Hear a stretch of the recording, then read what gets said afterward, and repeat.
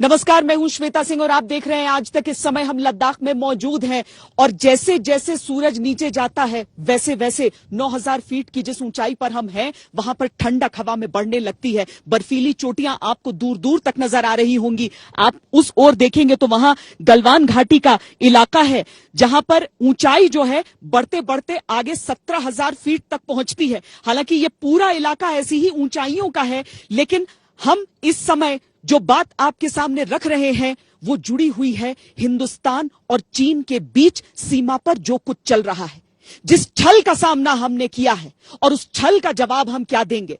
ये एसएनएम अस्पताल जो आप पीछे मेरे देख रहे हैं, यहीं से आज हमारे 12 बहादुर जवानों के पार्थिव शरीरों को निकाल कर ले जाया गया है। भारत माता की जय के नारे वहां पर गूंजे जरूर थे, लेकिन हर एक व्यक्ति यह जानना चाहता है कि चीन अगर इस तरह का छल कर रहा है तो आखिर कब तक इस तरीके से उस एक समझौते जो 1993 में किया गया उसके बूते हम आगे बढ़ते रहेंगे।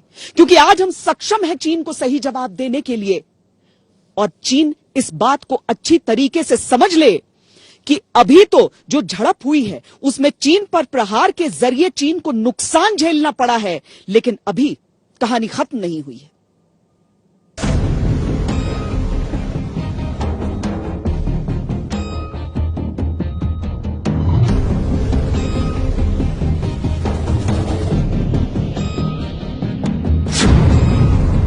भारत चीन सीमा पर अब आर पार।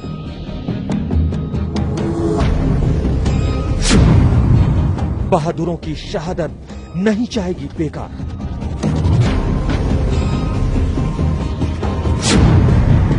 बदला लेने को हिंदुस्तान तैयार। सीमा पर सीना जोरी अब चीन को महंगी पड़ने वाली है। वो बातों बातों में बहकाता रहा, सामने 2 कदम पीछे हटाता रहा, लेकिन पीठ पीछे साजिश रचता रहा। उसकी साजिश की वजह से भारत के एक अफसर समेत 20 बहादुर सैनिक शहीद भी हुए, लेकिन भारत ने पलटवार किया और उसके 43 सैनिकों को ढेर कर दिया। इनमें चीन का एक कमांडिंग अफसर भी शामिल था। भारत शांति चाहता है, लेकिन भारत उकसाने पर हर हाल में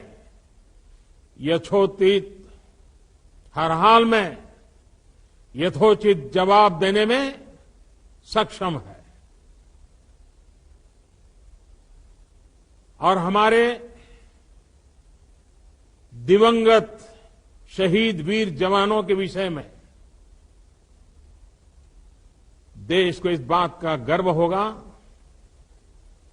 कि वे मारते मारते मरे हैं। प्रधानमंत्री का यह बयान ऐसे वक्त पर आया है जब सेना के हौसले बुलंद रखने की सबसे ज्यादा जरूरत है। साथ ही देश को यह जानने की उत्सुकता भी है कि सीमा पर आखिर क्या चल रहा है। जहां कहीं हमारे मतभेद भी रहे हैं, हमने हमेशा ही ये प्रयास किया है कि मतभेद विवाद न बने, डिफरेंसेस डिस्प्यूट्स में न बदले। हम कभी किसी को भी उकसाते नहीं हैं, लेकिन हम अपने देश की अखंडता और संप्रभुता के साथ समझौता भी नहीं करते हैं। शहीदों के सम्मान में 2 मिनट के इस मौन में शब्द बेशक ना हो, लेकिन चीन के लिए संदेश आईने की तरफ बिल्कुल साफ है। ना किसी की 1 इंच जमीन लेंगे, ना किसी को लेने देंगे। एलएसी पर चीन ने की धोखे से हिमाकत। अब हिंदुस्तान चीन को दिखाएगा पूरी ताकत। चीन ने क्या सोचा था, वो एलएसी पर कुछ भी करता चला जाएगा और भारतीय फौज देखती रह जाएगी। गए वो दिन। उसको उसी के अंदाज में जवाब देना भारत को अब अच्छी तरह आता है। गलवान घाटी में चीन की धोखेबाजी का जवाब उसने पूरी ताकत के साथ दिया और आगे भी देगा। जो कल कार्रवाई हुई है, अगर उसे हम देखते हैं सिर्फ टेक्निकल लेवल के ऊपर आइसोलेट करके, तो मैं इतना कहना चाहूंगा कि जो हमारे जवानों का जो एक कॉन्डक्ट रहा है, उनका जो एक्शन रहा है, वो बहुत आले दर्जे का रहा है। ठीक है, हमने 20 जवान खोए हैं, एक ऑफिसर 20 जवान खोए हैं, मैं उनको सलामी पेश करता हूं। लेकिन देखिए, वो लड़े भी टाइगर्स की तरह हैं। शेरों की तरह, और 43 कैजुअलिटीज की हैं चीन के अंदर।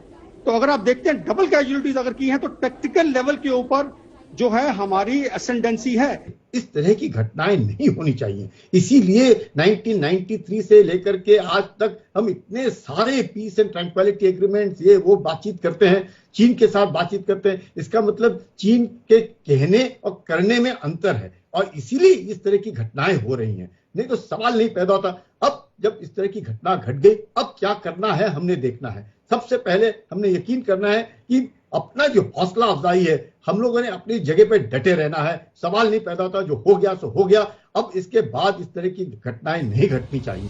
वैसे भी सैटेलाइट तस्वीरों से सारा सच दुनिया के सामने आ चुका है। गलवान घाटी में खूनी झड़प के 24 घंटे बाद की सैटेलाइट तस्वीर ध्यान से देखिए।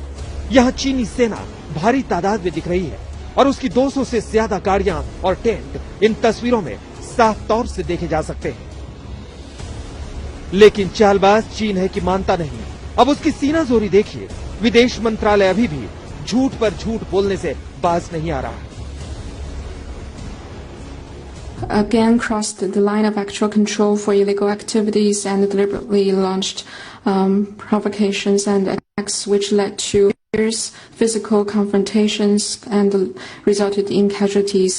The sovereignty of the Galvan Valley area has always belonged to China. चीनी विदेश मंत्रालय से और उम्मीद भी क्या की जा सकती है। वही रटा रटाया जवाब, वही दूसरों को धमकाने और दबाव में लाने की रणनीति। लेकिन भारत सैन्य और कूटनीतिक मोर्चे के साथ साथ आर्थिक मोर्चे पर भी चीन को पटखनी देने की तैयारी कर रहा है। इस मोर्चे पर चीन को झटका देने वाली खबर यह है कि सीमा पर तनातनी के बीच सरकार चीनी कंपनी से Delhi Meerut rapid rail corridor का करार भी रद्द करने पर विचार कर रही है। यानी अब बच नहीं सकता चीन, क्योंकि हर मोर्चे पर उसकी घेराबंदी की हिंदुस्तान की तैयारी अब पूरी है। गलवान घाटी को लेकर जिस तरह के दावे चीन कर रहा है वो अपने आप में दिखाते हैं कि चीन किस तरह की दादागिरी कर रहा है, क्योंकि इतिहास से लेकर वर्तमान तक हर एक चीज इस बात का प्रमाण है कि न सिर्फ गलवान घाटी बल्कि अक्साई चिन का पूरा इलाका हिंदुस्तान का ही हिस्सा है। दिल्ली में जितेंद्र बहादुर सिंह के साथ श्वेता सिंह, लद्दाख आज तक।